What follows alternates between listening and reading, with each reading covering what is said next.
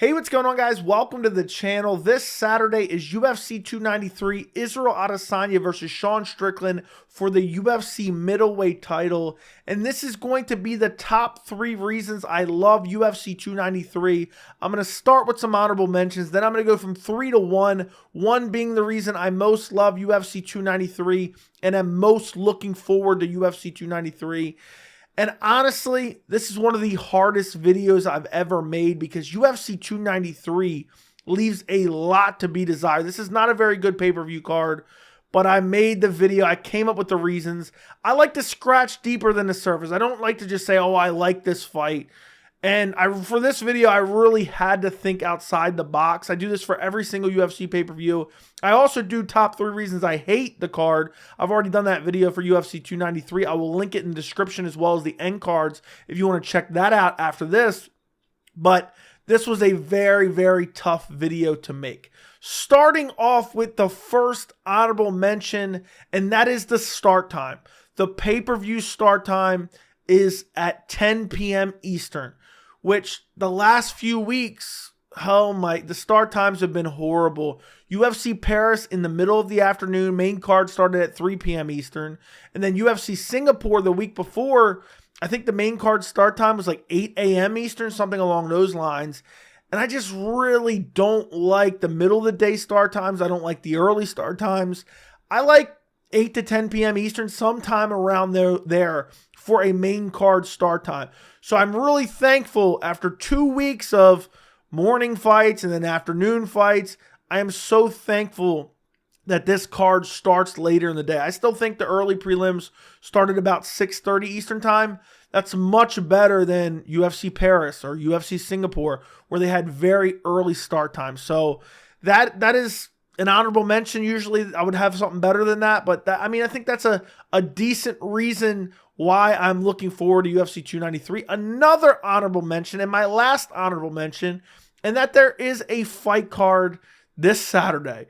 You know, at the end of the day, I guess UFC 293, it's a decent card, you know, to watch overall. It's not worth $85. If you live in the United States, it costs $85 to buy a UFC pay-per-view. But, you know, at the end of the day, I'm still looking forward to watching some of these fights on the card. And we have to be grateful because sometimes we go through those periods where there's 2-3 weeks without fights, like the beginning of this year. And, you know, those don't happen very often.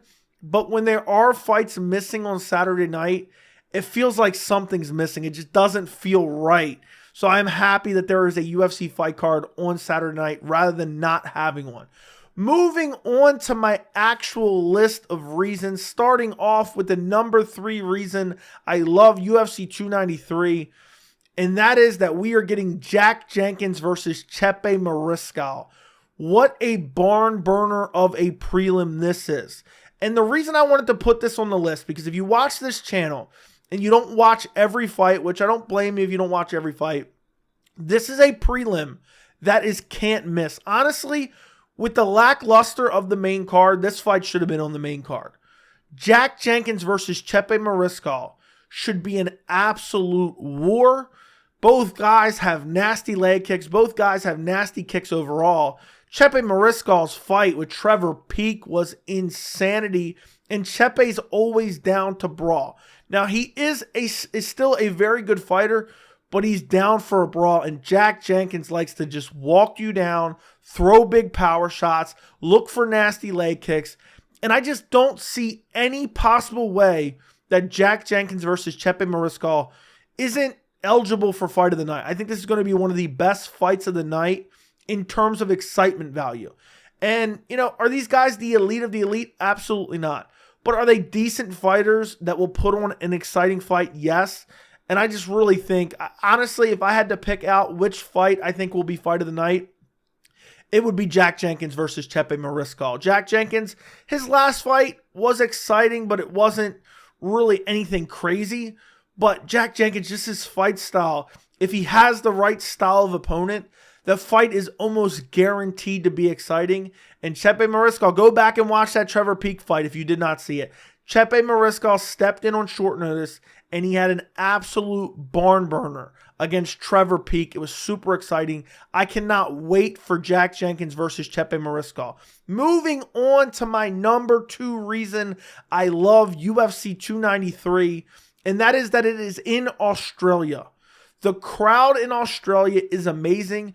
They make the event better. Now, the UFC Paris crowd was incredible last week, so I don't know if the Australian crowd is going to be able to beat the Paris crowd, but watching that Paris event is so much better. Even though that card was a little bit lackluster, it was so much better because of the crowd excitement, the crowd noise level. It just makes the fight card better. I would much rather, and I wish the UFC had this as an option, just give me crowd noise, octagon noise, and let me turn off the commentary. Please let me turn off the commentary. But honestly, watching some of these Apex events over the last few years, really since 2020, it's kind of disappointing, you know, the sound is lackluster. And I know this isn't a massive thing, but for me, the Australian crowd is one of the best crowds in MMA.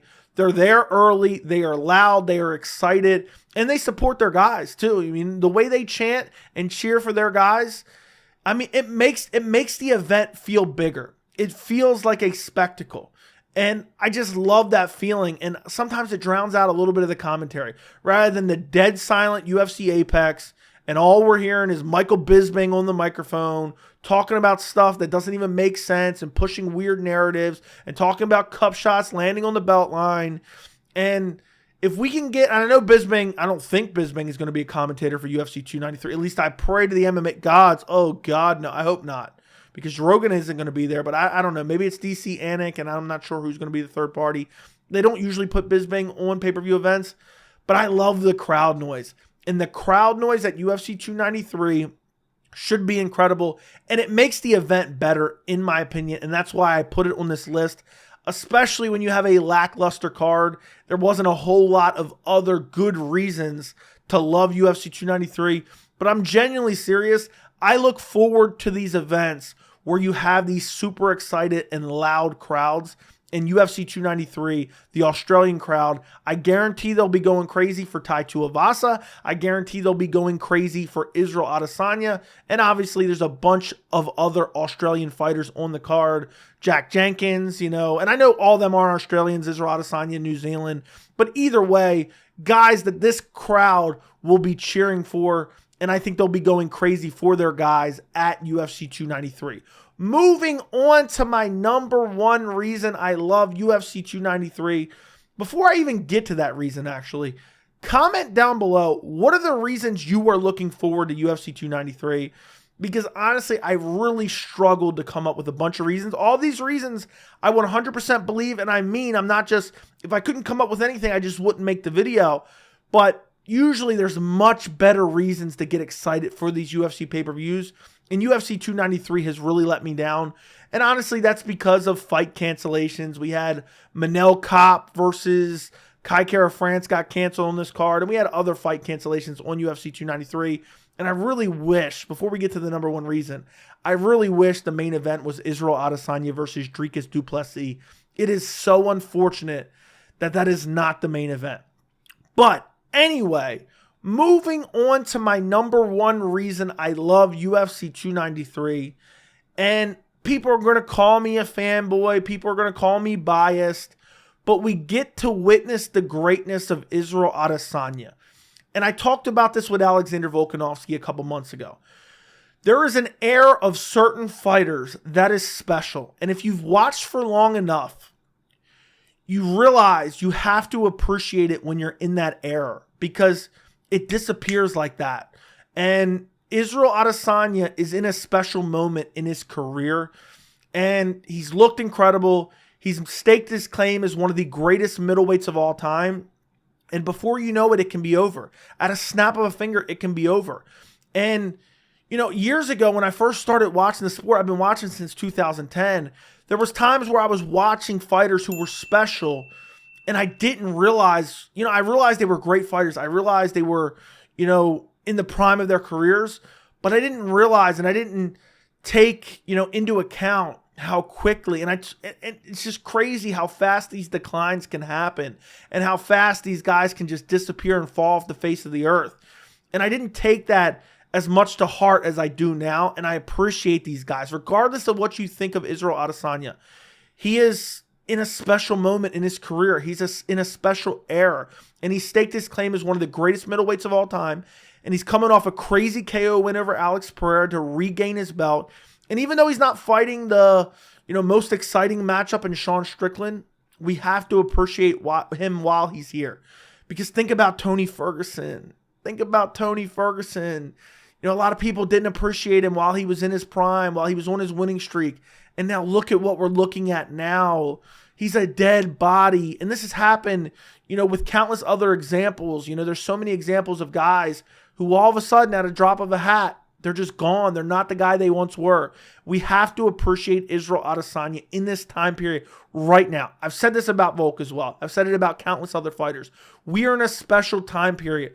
I look back to George St. Pierre. If you've been a fan since George St. Pierre, when he was in his title reign, if you remember when he had the fight against Johnny Hendricks, okay?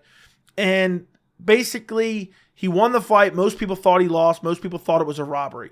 When he retired in the cage after that fight, it was almost a foregone conclusion. Oh, he'll be back soon.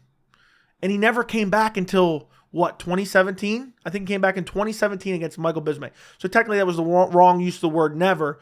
But he only came back years later. People thought, oh, he's going to be rematching Johnny Hendricks.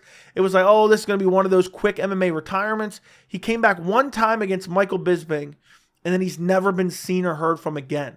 So he's fought one time since that fight against Johnny Hendricks where we thought, okay, he's going to be back.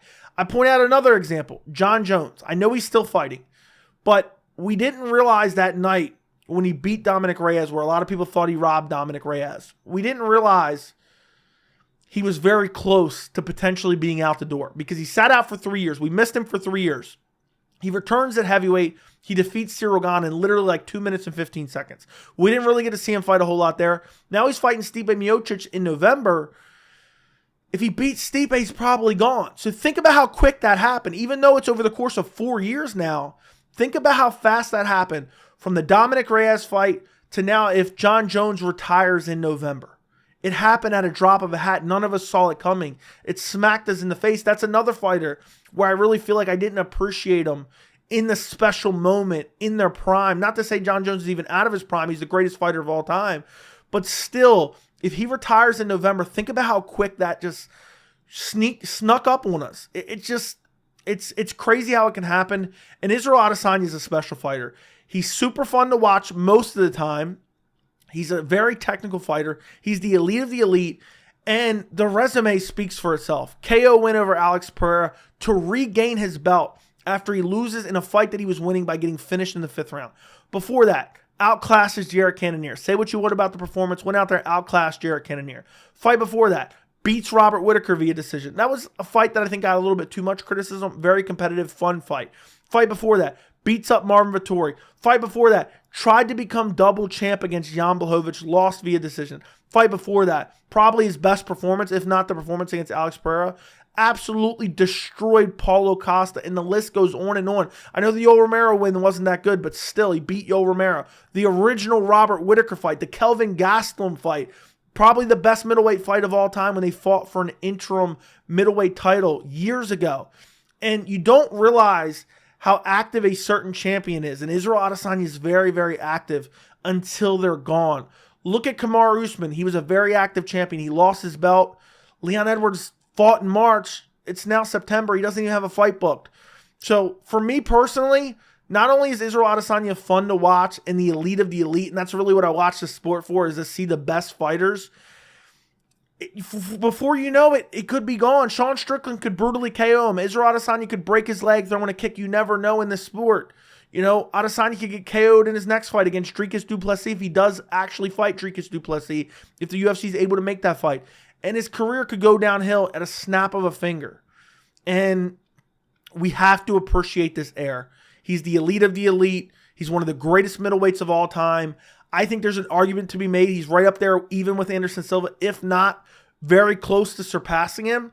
And a lot of people don't stop to smell the roses. And that is the number one reason I'm looking forward to UFC 293. I'm just looking forward to witnessing greatness. Honestly, that is what I'm looking for. And you could say this about so many fighters, because I know people are going to say I'm an Israel Adesanya fan, but which I'm not, by the way. But I love watching him fight. I love the fact that he's super active, and I know it doesn't last forever. He's 34 years old.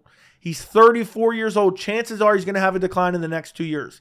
MMA is a sport for the young, where the young eat the old. And eventually, he's not going to be there anymore. And we're going to be like, damn, remember when Adesanya was fighting at least twice, maybe 2-3 times a year? We're going to miss those days. Remember when Israel Adesanya had some of the best striking in the sport? We are going to miss these days one day. And I want to stop and appreciate it at UFC 293. And that is the number one reason I am looking forward to UFC 293. That's the number one reason I love UFC 293, is because I can't wait to watch Israel Adesanya fight, because we don't know how many fights are left in his career. Let me know what you think of my reasons down in the comments. Don't forget to like the video. Don't forget to subscribe to the channel. And thank you so much for watching.